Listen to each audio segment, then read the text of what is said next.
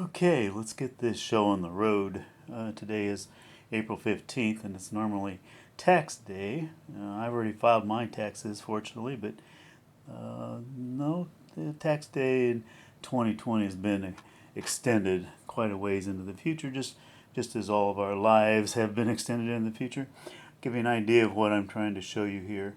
I've asked you to watch a video on YouTube by an expert who will tell you everything you need to know about using a green screen to make video. Now, my own planning, just because of the way things worked out, I thought I'd be smart and get this nice clothing rack that stretches out to about 6 feet on each side and use it. There's only one problem. It just isn't that tall. It's just, what, 3, it might be, it's not 6 feet tall, under 5, a little over 5 feet tall. That's fine if you're a child or someone who's under 6 foot, but even at that, it's a problem. So, what I have decided to do is, this is my office, I've decided to go down the hall. I haven't said good morning to Niles Crane. Good morning, Niles. This is my entryway, and opposite my entryway is my bathroom. So one of the first things you see in the bathroom, and this is a possibility, think about it. I'm not familiar with your apartment or where you live, but that towel bar or that bar across the ceiling or the shower curtain holder that's kind of a spring-loaded that screws in end to end. That would probably make a pretty good green screen frame for a lot of people. And you know, some of you, I've sent you green screen frames, but Amazon is out of green screen frames right now because I think a lot of people are really kind of trying to do the kind of thing that we're doing. But this is the view down my entryway, okay? And I'm backing off into the bathroom. Let's see if I can wide angle just a little bit more. Nope. That's about it, okay? But if you look up above the trim on the closets on either side, and then that's my front door, the white front door. The trim is level on both sides of the hallway. The hallway itself is I would say that's about a 5-foot rug anyway. So it's about 6 feet, maybe 7 feet by probably, I'm going to estimate it at 4 feet wide, okay? So here's what I thought of rather than using the clothing rack that I just showed you a minute ago. I happen to have in the back of that storage closet there an old expandable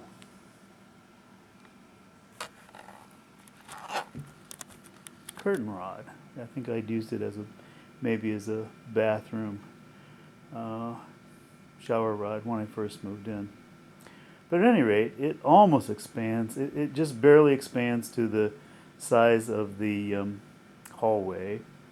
And I put a piece of plastic that came off of that round tube in the middle. The black tube in the middle is just a piece of plastic that came off of a shelf unit that I assembled, and I didn't put the top shelf on. So it's going to make a nice centerpiece to kind of balance this thing. And I'm going to go end to end. One end on one side of the hallway, resting on the closet trim, and one side on the other side of the hallway, resting on the opposite closet trim. I've got old Canon set up there to record some stuff that I haven't gotten around to, and Canon is full of stuff that I haven't been able to edit that I've already recorded. So some things over here that you might want to think about. Dining room. Yes, of course. Yesterday morning I woke up to ants, but they're gone now. So, at any rate, this is a nice little, very small tripod. And on top of the tripod is this little item called this from here to here is a Reticam, R-E-T-I-C-A-M, and the Reticam screws onto the tripod right here. Reticam, tripod, cell phone. Unscrew the top. Cell phone mounts.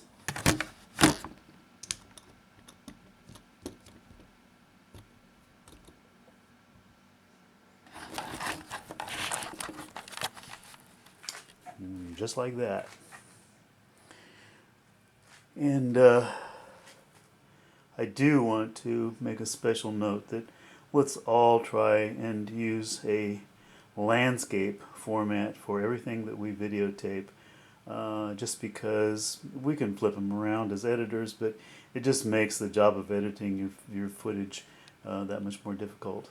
This is a nifty little hand cam thing that actually this screws onto the bottom of your Handycam, not the cell phone, but you could use the Reticam, and I have, and that makes a nice little combination too for just walking and shooting at the same time.